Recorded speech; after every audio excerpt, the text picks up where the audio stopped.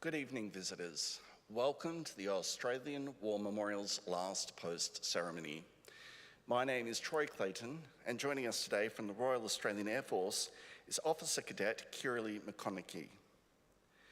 We warmly welcome the family of Flight Sergeant Bryant Frederick Sedgley, whose story will be told shortly. We welcome the veterans who have served, those that are still serving, and the families that love and support them.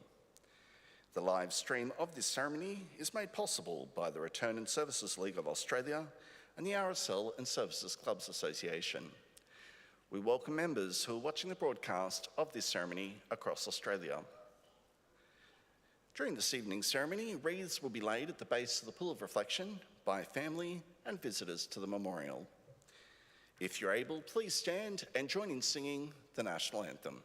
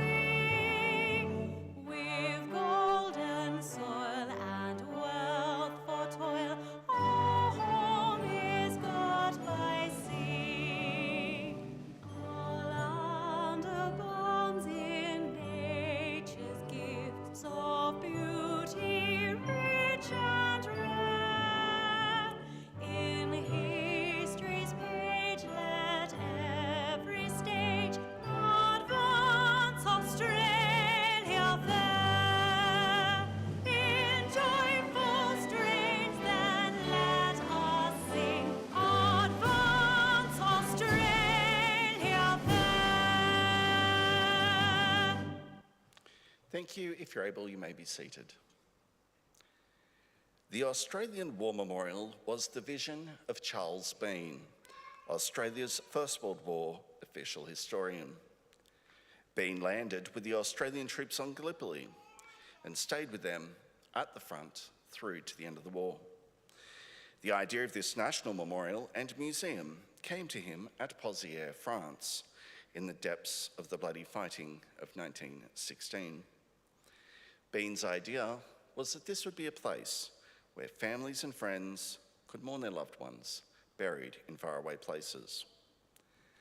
It would also be a place that could help all Australians understand what these men and women had endured and what they had done for us.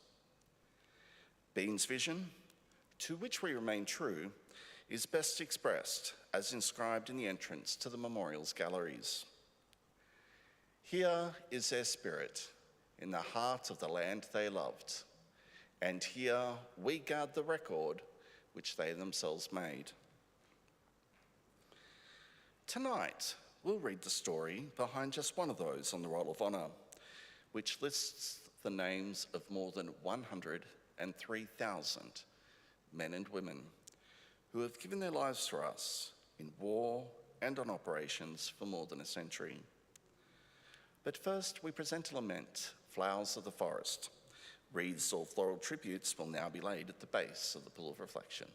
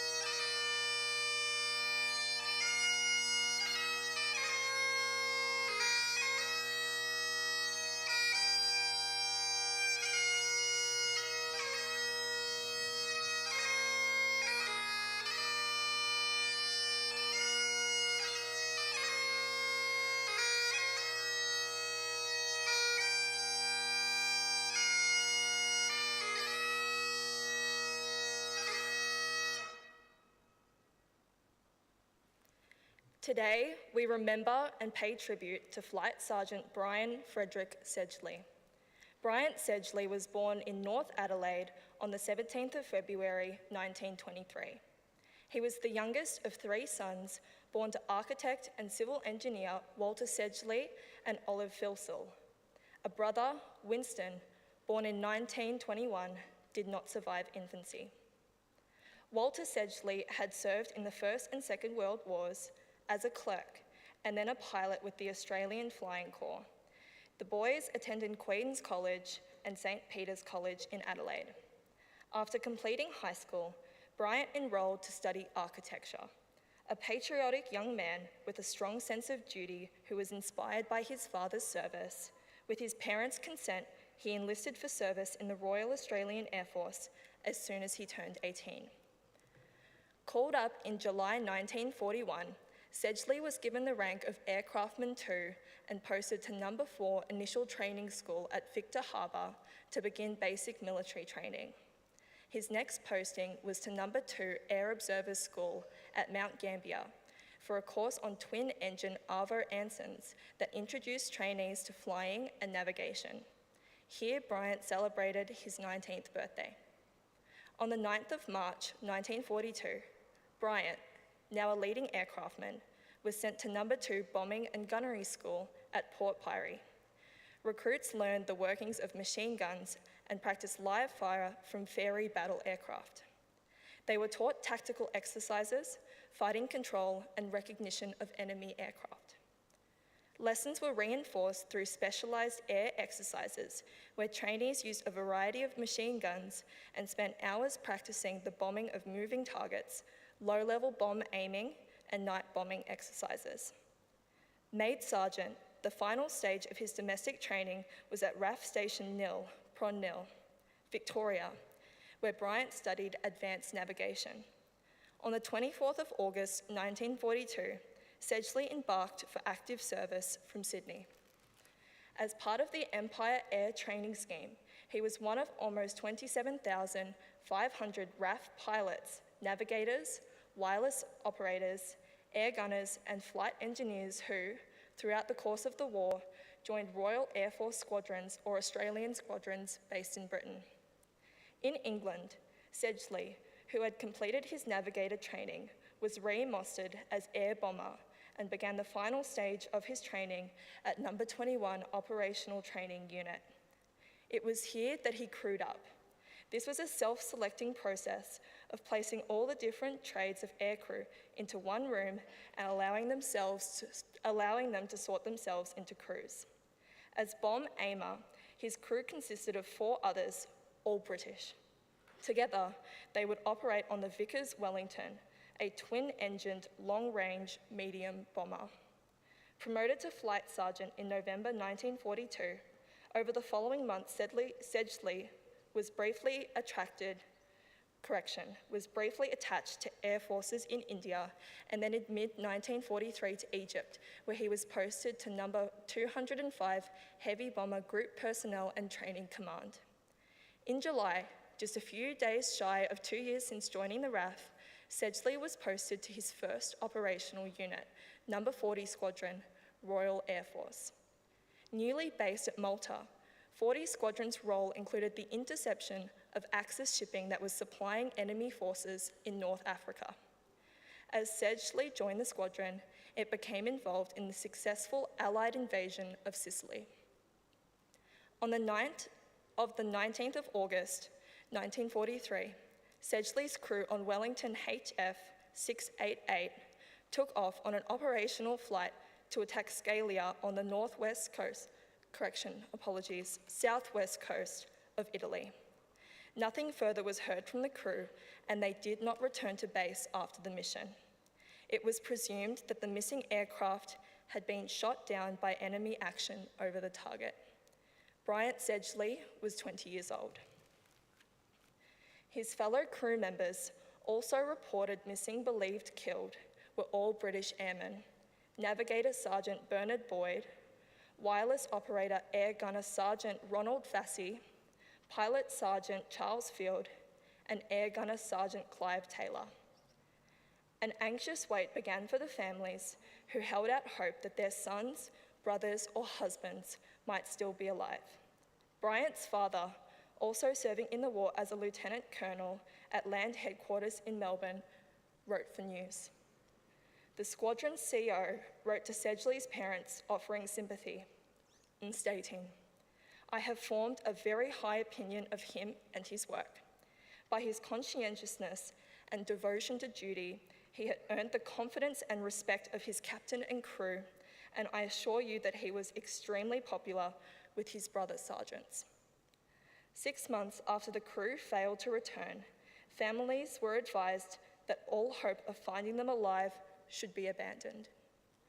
Post-war investigations failed to locate the aircraft or its crew, and it was determined that they had crashed into the sea.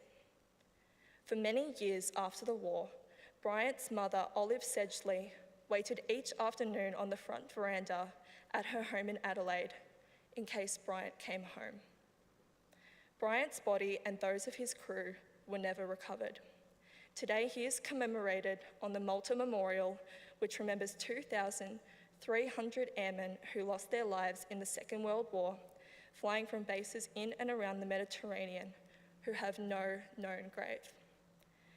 His name is listed on the roll of honour on my left, among 40,000 Australians who died while serving in the Second World War. His photograph is displayed today by the Pool of Reflection.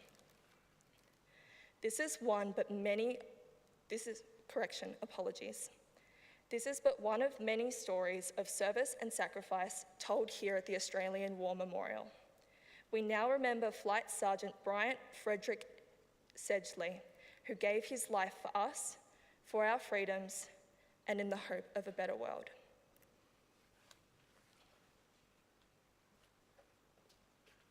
Please stand for the reading of the ode and the sounding of the last post.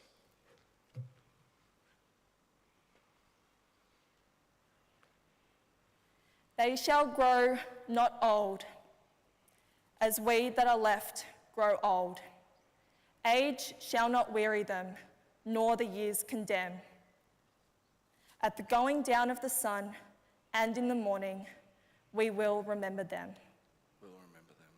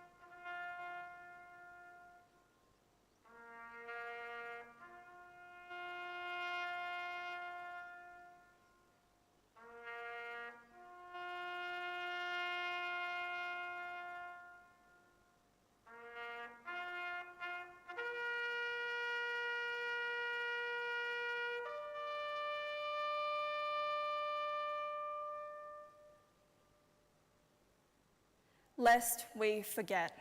Lest we forget.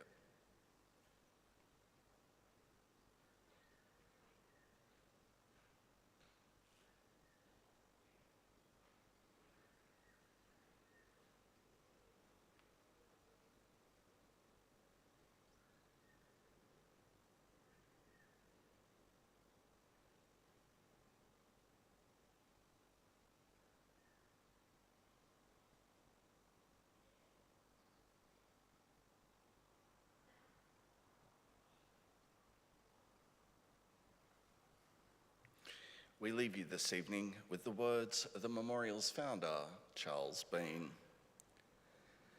Many a man lying out there at Pozières or in the low scrub of Gallipoli, with his poor, tired senses barely working through the fever of his brain, has thought in his last moments, well, it's over. But in Australia, they will be proud of this. Ladies and gentlemen, girls and boys, that concludes the last post ceremony. On behalf of the director, staff and volunteers, thank you for visiting the Australian War Memorial today and for your continued support during the Memorials Development Project. We wish you all a very pleasant evening.